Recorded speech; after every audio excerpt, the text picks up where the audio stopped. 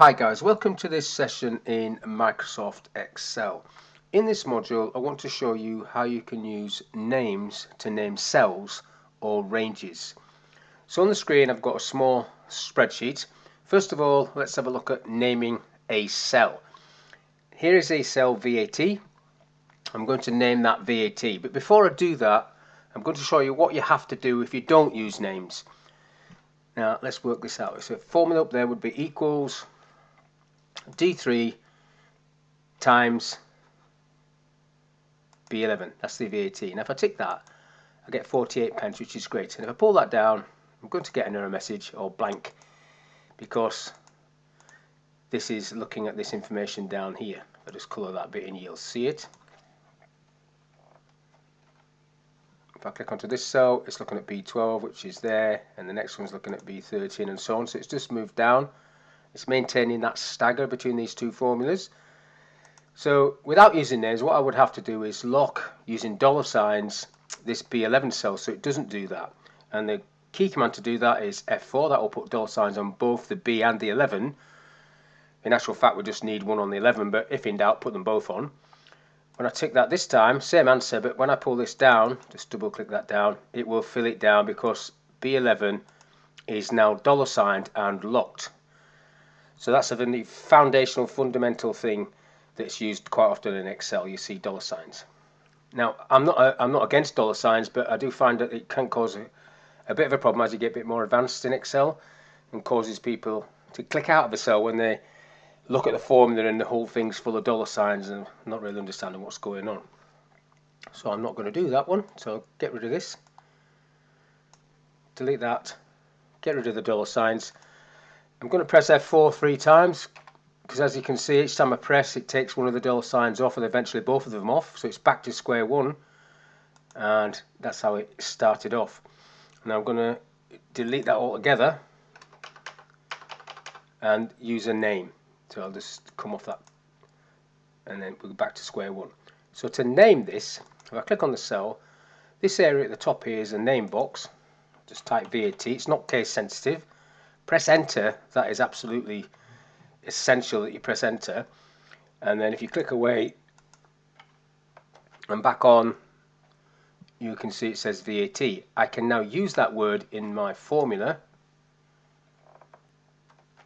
So it's going to be equals D3 times VAT, the word. The fact that it's changed colour and you get this little spreadsheet underneath means that the computer or Excel has recognised that as a name. If I click the tick, I get the same answer. I don't need to worry about $signs because I've named that. That actually makes it absolute. So when I double click this down, it works. I don't need the bottom one, so I'll get rid of that. So they're all looking at VAT. If VAT changes, if I put that to 25%, they're all looking at it, so they just recalculate it. Back to 20%, they're all recalculated again. Now the good news is, once you've named a cell, you can use that name anywhere in this workbook. So if I type equals VAT, it just comes up with the actual amount. It's not formatted, but I can format that, 20%. If I go into a different sheet, let's say I want to know what the VAT on that is, I type equals that cell times VAT and tick, and it will work it out for me. And another feature you get when you've named a cell is you can use it as a navigational aid. So if I go back into the name box, type VAT and press enter, it will take me back to the cell where VAT is, in this case B11. So for workbooks that has lots and lots of sheet tabs, you could just name a random cell on each tab and jump to it by just typing in the name box. Now there are a few restrictions. The first one is, I've already mentioned the first one, you have to press enter when you're doing this. If you click away with your mouse, or you're used to doing that, that's like cancelling it off, so you won't name it. So you must physically press enter on the keyboard. The second one is, you go up there, you type something, you do a space, you type something, you press enter. You can't have spaces, it doesn't like spaces. If you want a space, you have to put it like this with an underscore, and you can see this list is all the names that's in this file. So you can sort of get a sentence, but you need to have it joined together with a an underscore. Another one you might do is, instead of clicking into the name box, you might start typing down here. Obviously, as soon as you press enter there, you're going to get an error message. That's just an undo. That's just a straightforward typo. The worst one though is if you named the wrong cell. Let's say you should have named this cell. You can't just click into that cell and type VAT and press enter, because it'll just do the navigational thing and come back to the first place. Okay, then you might think, well, I'll go up there and delete it. Press delete, press enter. It hasn't deleted it. This is just a quick way of putting it on. You cannot delete it in there. If you want to get rid of a name or repoint it, in this case, you need to go to the Formulas tab, and this section in the middle here, Define Names and Name Manager. And then you scroll down and find it, VAT, and you would change it. This one doesn't need to be changed, but if that needed to be A1, I would just change that and click the tick, and then I've repointed it. So that's the worst example if you've named the wrong cell. While I'm in this box, you can see I've got some rates here. You can do your own little named rates in this case, where it's not referring to a cell at all. If I just show you, there's 5 there, I'll do one more. I'll call it rate 6. And instead of equaling that, I'm just going to go equals 0.6, so like 60% if I use that in a formula. Click OK and then close this.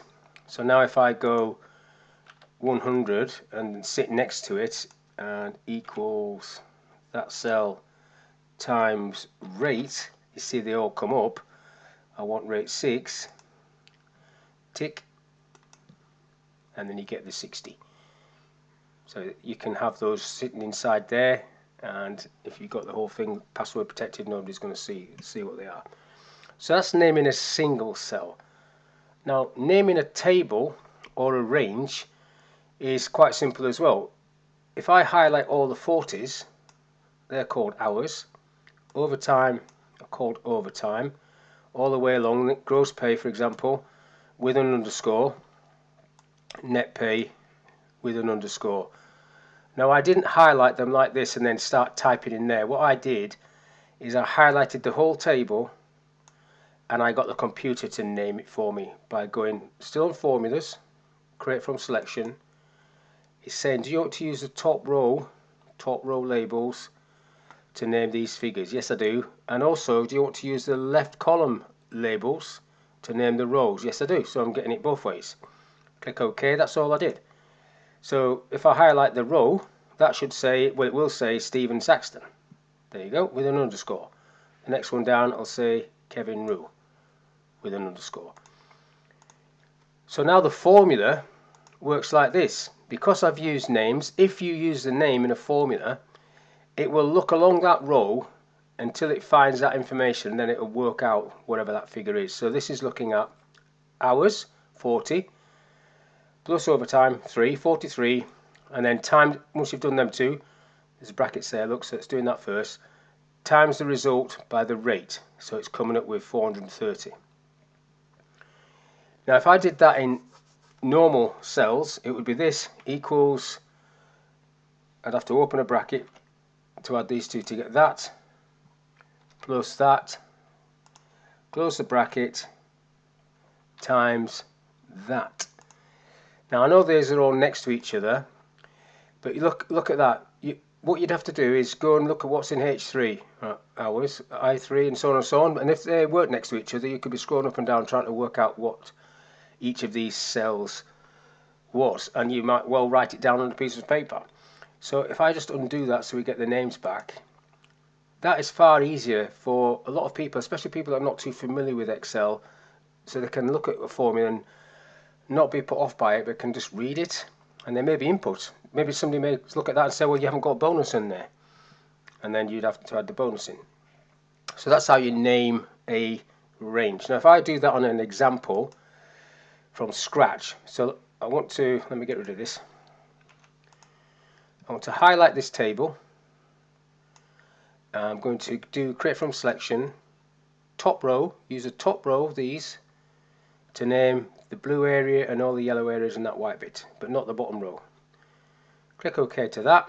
Always check. So I'm highlighting just the blue area, even though I did select everything. The title is what's being used. It's the blue area that's named. Subtotal, like so. So it's worked. So now I can use the words, the names in the formula. So the first one is going to be equals. Now it's going to be duration times cost. So I'll just start typing DUR. Now these come up, but these are functions. This is what I'm after, the name. I can double click on that. You don't have to double click on that. If you're a quick typist, just type it. Times cost. Duration times cost. I don't need to double click on it. I'm just going to tick that and it will just fill it down. Duration times cost. Now I need to know the VAT. Now the VAT is on this other sheet, but like I said earlier, you can refer to it on any sheet in the workbook once you've named it. So it's going to be equals. I'll start typing subtotal will come up. I will double click on that. Times VAT. And I just want VAT, not VAT amount, so I'm just going to tick that and that will fill that down. And then the last one, I need to add these two together, so it's going to be equals sub, double click on subtotal, plus VAT amount, subtotal plus VAT amount, tick, and then it fills it down. So anybody clicking into these cells can read what the formula is. And if you're wondering why this is greyed out slightly, it's because this is just filled it down. It's an array formula now. It's just filled it down. So if you need to edit it, you need to edit the top one, top line. It's just automatically drop down. So depending on which version of Excel you've got, it will either do that or not. And if it doesn't do it, you'll have to pull it down yourself. So quite straightforward once you've used names. Don't have to worry about dollar signs ever again. So hopefully this little video has been of use to you and open your eyes to the value of using names. Thank you for your time and I'll see you on the next one.